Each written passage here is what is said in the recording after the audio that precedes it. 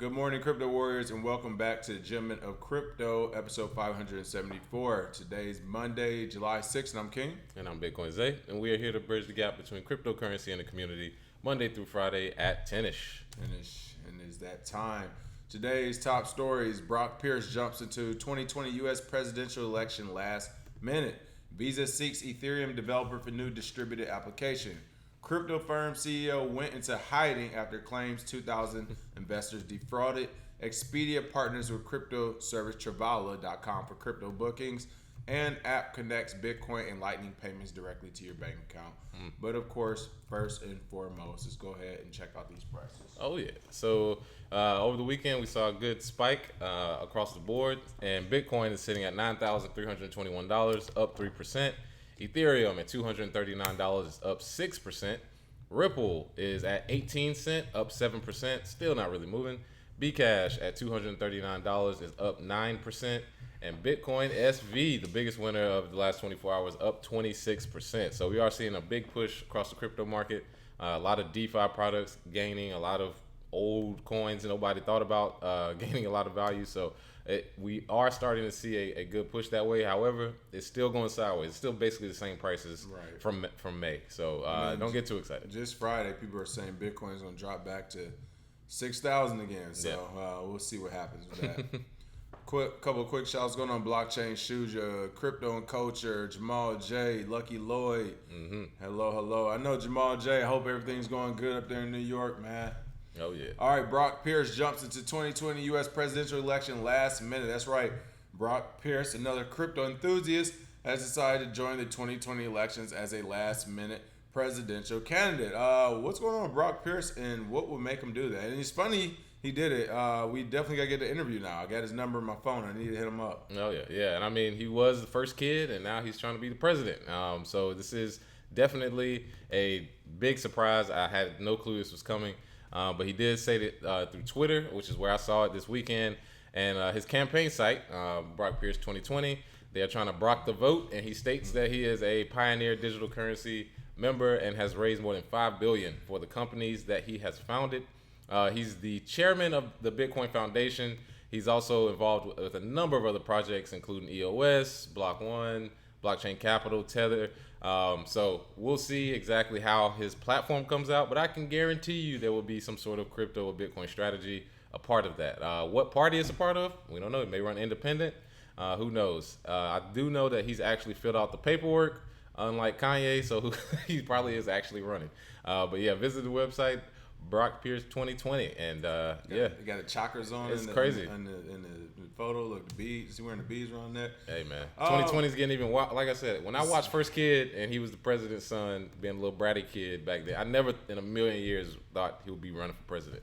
But it's 2020. Who cares? And I mean, we talk about the presidential run and everything. For those that can do their own research, I know Brock had some stuff surrounding some controversy and stuff surrounding him when he first entered in the Bitcoin space, as some people pointed out.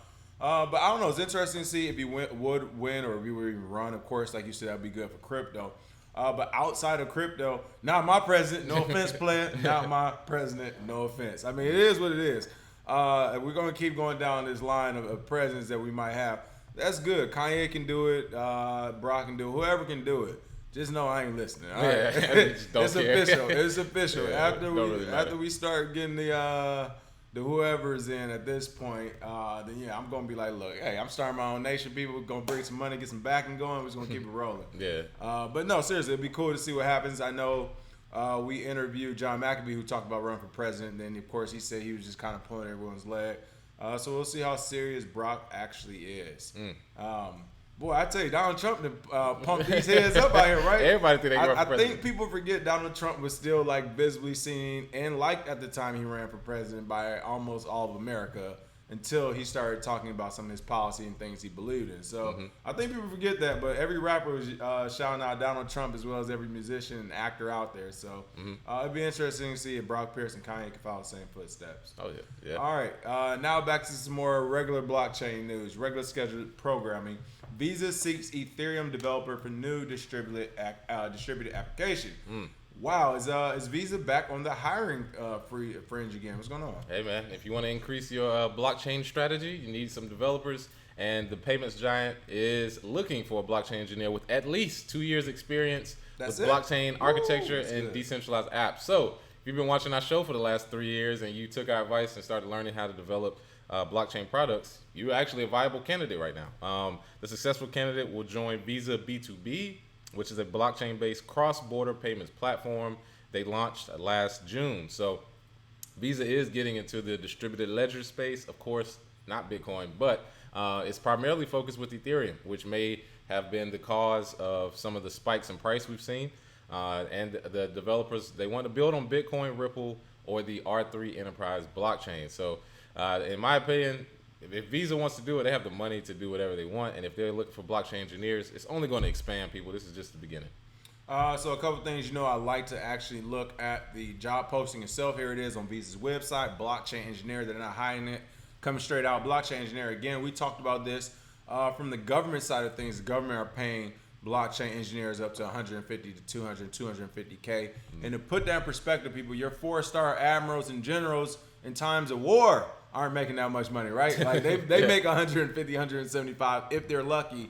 And that's usually for the engineers, the engineer side of things, like the nuclear engineers on ships and stuff. So your average 2 or 3-star admiral or general isn't making as much money. If I remember correctly, the president of the United States is only making, what, 400? Yeah.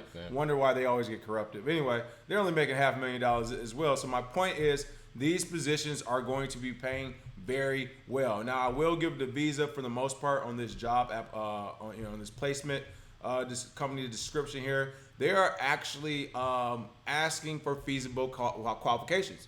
Remember, we saw some in the past who were like, hey, we want you to already be launched in outer space. You need to know how to do quantum physics. Oh, and you can't teleport, don't apply. Like, it was just, 15 years of blockchain experience. Right. Like, it's only been around 10. It was crazy. It was crazy things they had on application. It didn't make sense.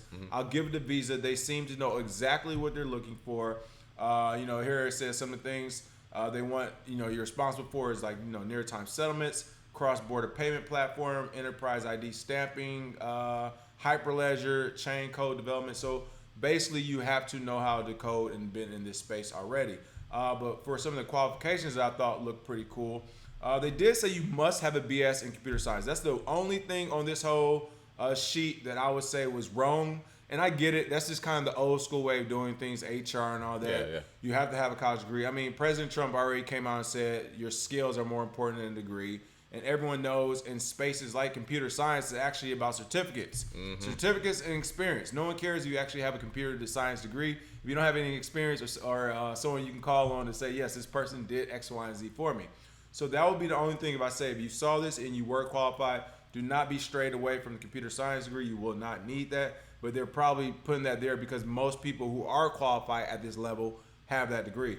Other thing I want to know, they put at least or must have 2+ years of experience with distributed software development. Again, if you start, we've been doing this for 3 years now. So if you start watching us at any point in the last couple of years, you could have already been qualified. So I think that was pretty cool to see. And the last thing I wanted to point out, they said total industry experience must be 8+ years. Again, as Bitcoin's agents alluded to, that's not true, people. It's only been around 11 years. Yeah. So you're saying if you want somebody who's been in 8+ of the 11 years, you must be willing to pay that presidential payment of $450K, which they're probably not going to do. And another thing I want to point out is, as they put here, must is spelled MYST, MIST, I guess. You must have industry experience 8+ years. This is how you know you don't have to listen to everything on the application, because they're not even spelling the words right to tell you what you need to do. Exactly.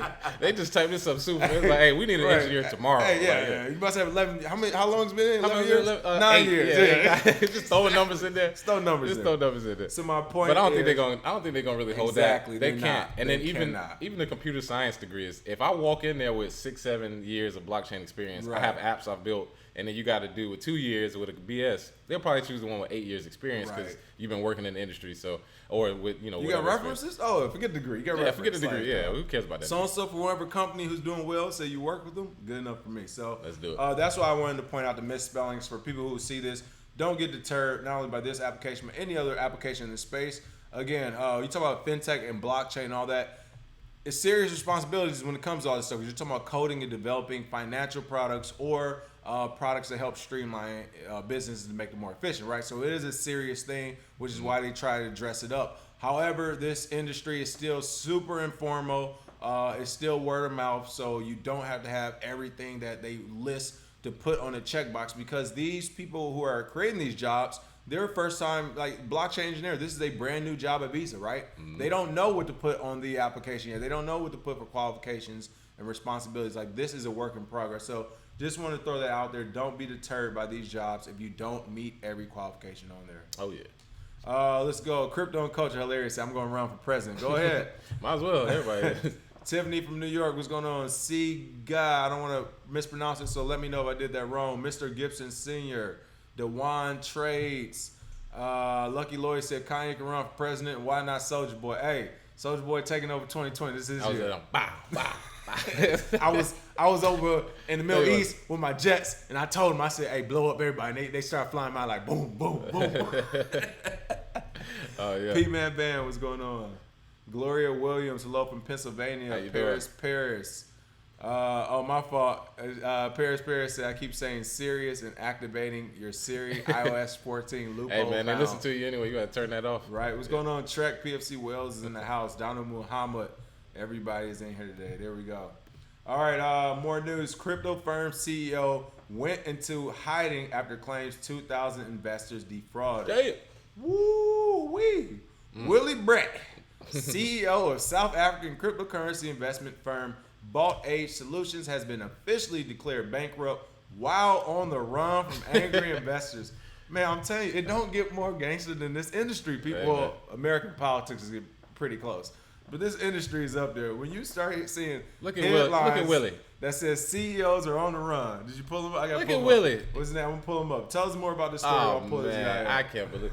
Well, yes, as reported by News 24 today, Breed, who was suspected of defrauding over 2,000 investors, was handed a sequestration order by the Gauteng High Court in Pretoria on Friday. The order was being delivered by a court that forces a debtor into bankruptcy after it came about that he has lost $16.3 million that they had placed with Bcash for investment in cryptocurrencies.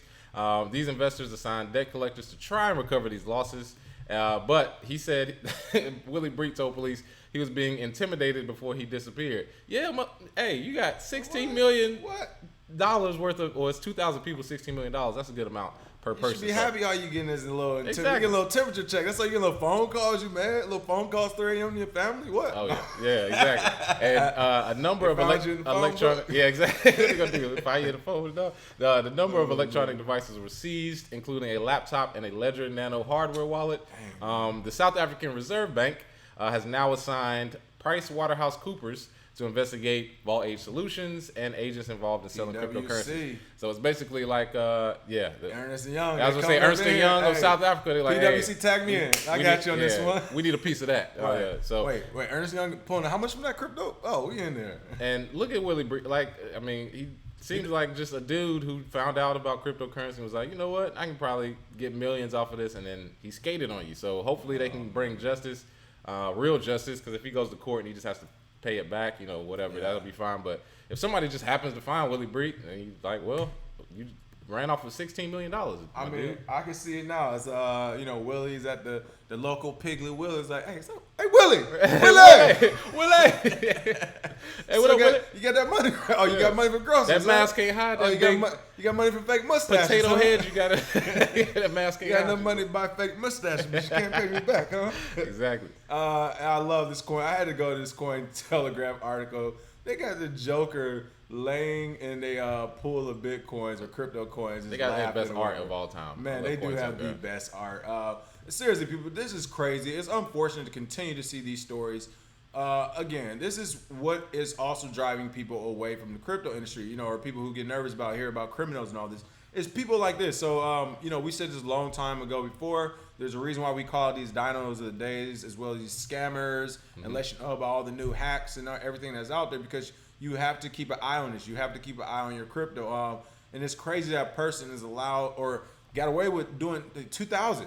He defrauded over 2,000 people. That's a lot of people. I mean, this guy's gonna have to move out his country. It's crazy, as you said. Investors are trying to collect these losses.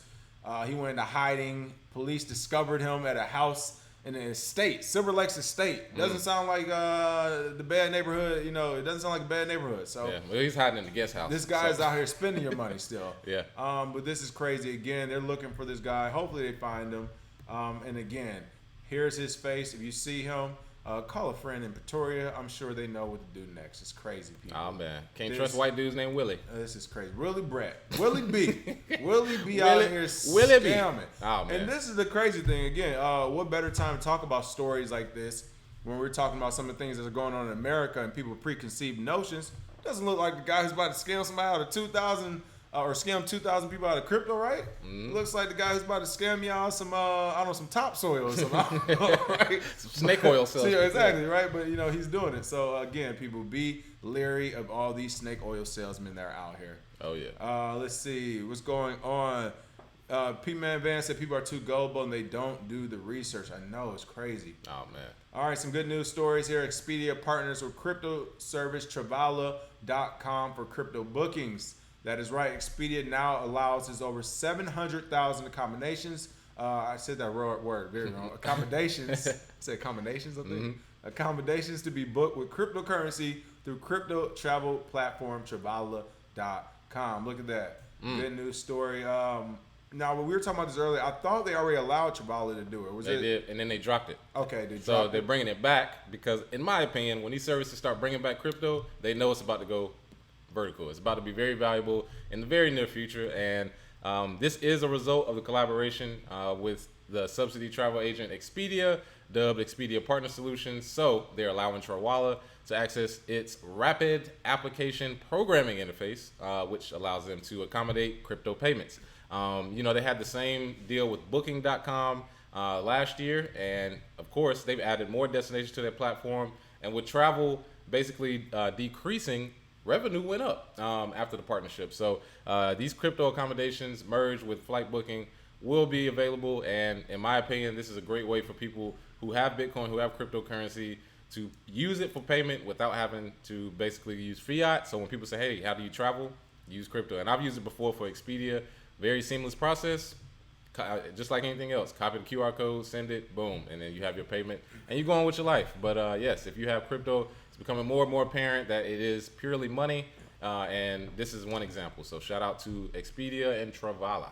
And kind of what you just said, as it's becoming more apparent as money. People, if you look at all the moves, you know, this is specifically talk about Bitcoin. Let's not even talk about crypto as an industry. Specifically Bitcoin. It is still not regressed. Like it hasn't gone back a step. It hasn't taken a step back since its inception. Everything negative around crypto, around Bitcoin specifically, had nothing to do. I won't say nothing, but most thing has nothing to do with Bitcoin. Mt. Gox getting hacked, the price getting dropped. That didn't have anything to do with Bitcoin. Jamie the Diamond coming out in 2017 saying Bitcoin's a fraud, the price dropped. That didn't have anything to do with Bitcoin. Every time something's going on with Bitcoin, nothing has to do with it. So I want to point that out because every month still, since we've been covering the show at least, 3 years now, every month we've seen Bitcoin progress. And right now, here's another progression of it, where now you have Travala and you have, Expedia partnering with Travala saying, hey, we can offer this now over to 700,000 accommodations, including the 90,000 that were already added with Booking.com. So you're talking about almost 1 million new ways to accommodate you using Bitcoin and cryptocurrency. It's only getting better. It's only progressing.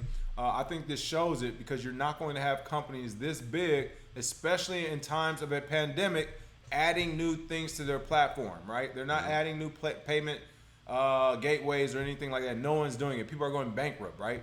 They're adding crypto for a reason. So I think that's important to point out. Bitcoin still hasn't taken any steps back. It keeps going forward, figures out ways to scale, and is being added to new platforms on a daily basis. And I say all that because the price does not matter. Doesn't matter. Don't matter. The tech is getting better every day. It makes no sense for the price. Like for this to happen today, and then a month or two ago, or a year ago, the price still be the same. As you can see, the USD fiat amount has nothing to do with the technology or what Bitcoin is equatable to. Yep. CryptoKey says, sounds good. When can we travel? LOL. Exactly. P-Man Van said, do you think most of these businesses are using a BitPay type service, or do you think they keep some? Yeah, either BitPay or Coinbase Commerce, most likely. People are still scared of But it. some of them, I think, are starting to keep some of it in Bitcoin. Now, at first, it was just straight payment process, but I think a lot of, especially smaller businesses, are keeping it in Bitcoin. Because the bigger ones are going to payment processor all the way. Oh yeah, because I mean, an increase in price in Bitcoin will increase their revenue, but even if it didn't increase in revenue, the volatility that everybody's scared of is almost non-existent. If you were accepting Bitcoin a year ago, Bitcoin was 9,000 on the dot. Today it's 9,300. Volatility, all of that in between didn't matter. If they were holding in Bitcoin, it's as stable as it gets, and they did get a bump in revenue because they kept it in Bitcoin. So once those statistics start to come out more and more small businesses see the benefit, yes, I think BitPay will be used to store some of the Bitcoin as well as others. GoCoin, coin payments. So, and one thing, and as you said, small business will definitely do it because I think, of course, like most small businesses, they have more leeway to just do things on the go. They're not some big bureaucratic process. Plus, I think big businesses are too scared. You don't want to be that person that that COO spotlight. Wait, why are we down 15% this month and revenue is up? Like, well, I've been starting to keep more in Bitcoin. This month has been rough. Like, no one wants to hear that. We get it. But yeah, I think small businesses definitely will make that pivot and save some. What's going on, Robert Lowell? I might have said that wrong. P-Man Van said, I'm naming Jim Rogers Dino of the Day Burr. That's funny. Money print and go Burr. Right. Yeah, they just print it off. It's crazy. Oh, but I was going to say about the stats. I want to add that. I think the thing about the stats where we said we don't have these statistics yet for Bitcoin to show that, hey, if you actually keep it in here. I don't think we'll have those statistics for a long time unless people in the industry do it itself, because you have to remember almost every statistic out there, people can be manipulated to what you want it to look like, right? And there is no one in government or any regulatory environment right now that wants to have any statistic saying that Bitcoin is actually the right way of doing things. It's the way to go. It's smart money, all that good stuff, right? So unfortunately, I don't think we'll see that for a long time, but you are right. Once we start seeing them, I think that ordinary person who listens to everything the government says will say, oh, okay, like, this is the smart thing. Now I can do it, right? Yeah, exactly. We'll see. Last but certainly not least, app connects Bitcoin and Lightning payments directly to your bank account. That is right. There's a new app. That is connecting Bitcoin and Lightning payments directly to your bank account. Oh, Bitcoin, yeah, Jack Mallers. Tell us more about this. Oh, yeah. So, shout out to Jack Mallers. He's the developer of the Zap Lightning wallet. We've actually discussed him on a couple interviews that we've done. He has an app for iPhone, Android, and Chrome. It allows you to send and receive Bitcoin and Lightning Network payments directly from and to a bank account. So, it isn't a one-way thing. Right now, it just entered the public beta phase. It enables interaction with the Bitcoin and Lightning protocols with no wallet, seed, channels, liquidity, or white papers. All right, so you don't have to worry about all the fluff in between. And the KYC protocols are kept to a bare minimum. If I'm not mistaken, I think all you need is a phone number. I would have to double check again, but it really is way less KYC. And because we want to be mainstream, if you can send money in a matter of seconds without clogging up the Bitcoin network, we basically solved the only issue that Bitcoin has come across.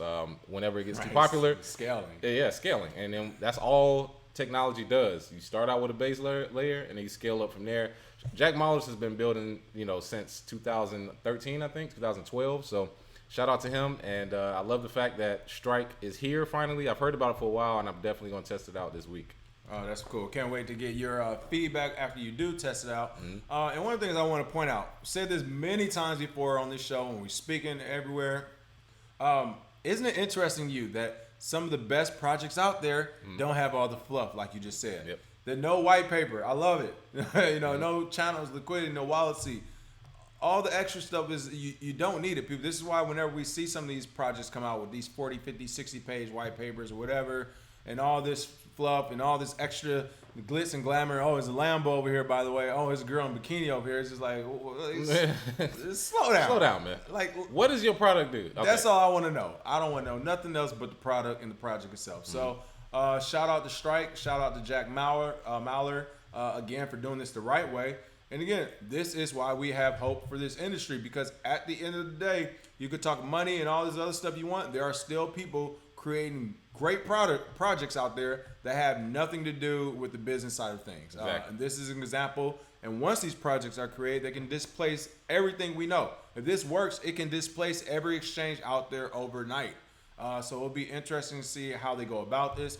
And with that also being said, I would not be surprised if Jack finally gets that tap on the shoulder, because when exchanges like Gemini and Coinbase, who are working with Wall Street, start to get displaced, Wall Street's job is to step up and start to smack around these new companies coming to mess up their money together. So I won't be surprised if Brian got on the phone call somebody in New York, TD Ameritrade. I know you got that old executive working there. Hey, what's up with this strike thing? This it's messing up everybody's money. What are we doing? Yeah, well, the good thing is right now the average transaction is like $27. Okay. So you don't really have any wait times, and you don't have large amounts where KYC is necessary. One of the best parts about that is when you can send small amounts really quickly. That's how you onboard mainstream. They're like, all right, I want to buy $5 worth. All right, you can get it on Cash App, or you can get it on Strike, or you can get, when you give people way more options, they can use which interface they like best. I have seen a quick video of Strike. The interface looks very clean, very simple to use, and it's pretty much instant, just being able to buy and go back and forth. So I love that fact. And hey, Bitcoin's gonna keep going forward. It doesn't matter. Moving. Doesn't matter what the media says. Doesn't matter what the price is. Bitcoin's still moving forward. And this is so sad to actually see. Jack is being quoted as saying when he's talking about reducing know your customer, KYC, and anti-money laundering, AML procedures. He's quoted as saying, the last thing I want is to introduce a new demographic of users to Bitcoin, only to have them treated as criminals as soon as they download Strike. How crazy is that? You got to develop with that in mind. Right. It's so weird. You have a developer, someone who works on computers, people, trying to make a computer product for you to access your finances better, and they're scared that if they do it properly, you could be treated as a criminal as well as them, just for them creating this computer program. Forget all the murderers and rapists and everything that's crazy going on. We're talking about computer developer and a computer program and how it can make everyone feel like a criminal from doing it. I just had to put that out there. Weird. It's like super weird that technology can make you feel like a criminal, right? Oh, yeah. And that's also why you should start taking everything you hear from your government with a grain of salt and make your own decisions as a big boy and big girl, because everything they say is not true. It's crazy. Oh, yeah. I made a computer program, and you guys might be criminals. Crazy people. Crazy people. KRBE, what's going on? KRBE said most of these new apps don't work here in Canada. Yeah, that beta. We understand. We understand. PFC Wells said, let's talk about BTC Pay Server. What's going on with the Pay Server over there?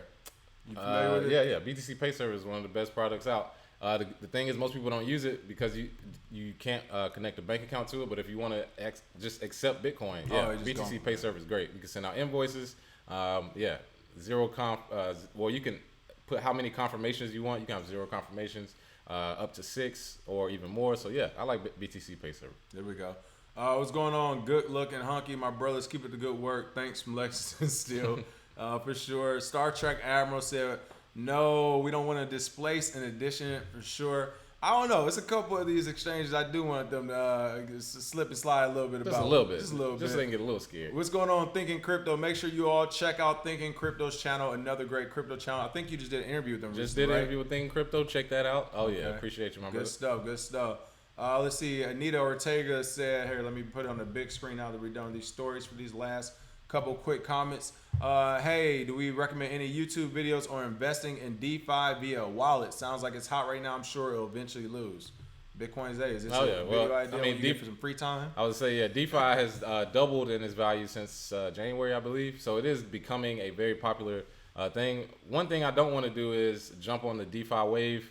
DeFi's the future. It's not right now. It's just still too young, and it's still a lot that has to be fixed. And people need users. It's not really that many users. There are a lot of big name or big money people into it, but we got to, of course, educate people on how to use it, what DeFi is. All of that stuff is coming, but right now it's just sort of hype. Any YouTube videos you know of right now? No, not that I know of. If there are, just search DeFi. Hit Bitcoin Zay up when he gets some free time, people. Hopefully he'll do one. Oh yeah, or maybe in the book as well. They're good for the part 2 edition. Oh, really, man? All right, good looking hunky. Okay, Lexington still here. Options or opinions on the Venmo app. For me, the Venmo app is treated like a bank account. Exactly like a bank account. So everything you expect your bank to know and have, Venmo, exactly the same thing. I feel like that's the reason why they're allowed to exist. But it works. With that being said, it works. Like most banks and banks accounts, of course, you have a little bit more trust with them. I wouldn't give them all your trust with a bunch of money, but you do have a little bit more trust with them since they're supposed to be regulated and all this good stuff. But I see Venmo. When I see the words Venmo, I see Bank of America, Chase, or Wells Fargo. Same thing, yeah. It's, just a digital interface. Right. Yeah, digital interface, nothing different. But as far as I think, are they already buying and selling Bitcoin on Venmo? On Venmo? No, not that I know of. I know think PayPal is introducing it, but they may be bringing it. I think they're supposed to be bringing it. So if they do bring it, expect the same you see from every other crypto app. Everybody's gonna have it, people. Like in the next year or two, I wouldn't be surprised if Bank of America is like buy directly from the bank with your own account, like. Or automatic, direct when you do your direct deposit, automatic out of every check or every month. We're automatically gonna put $30 to your crypto, so you don't even remember it. What they're really saying is like 19 of these dollars are gonna go to crypto, and $11 are gonna come to us every time this transaction happens. But the point is, expect to see that on every banking interface here in the near future for sure. Oh yeah. All right. Other than that, people, as always, thanks for watching. Did you have anything else to do? That's all for me. All right. Real quick, PFC Wales said crypto and culture and Crypto Chico are two people I listen to about DeFi. There you go. Oh yeah, Kenzie, check them out. There we go. All right. Other than that, as always, thanks for watching, people. We are definitely going to try to see you all again tomorrow. As you could tell from last week, we have been running around Bitcoin Zay's doing interviews in every which way. I'm sometimes popping in and out as well. So we were definitely making an attempt to get back on this week. But if you see us going in and out, that is wise. During these pandemic times, we're trying to make the best use of all our time as we can as well. But other than that, as always, thanks for watching, continued support. Make sure you smash that like and share. And you got any other upcoming interviews? There's a bunch coming out this week that I did last week, and I'm doing a bunch more this week. Follow the Twitter. Follow me on Twitter at Bitcoin Zay. Usually about 2 interviews a day on average. So it'll be a bunch more coming out this week, and a big announcement coming next Monday. Ooh. So we got a lot of stuff coming. Definitely follow on Twitter. Hey, big announcement, eh? All right, all right, people. Thanks for watching as always. Cheers. Oh.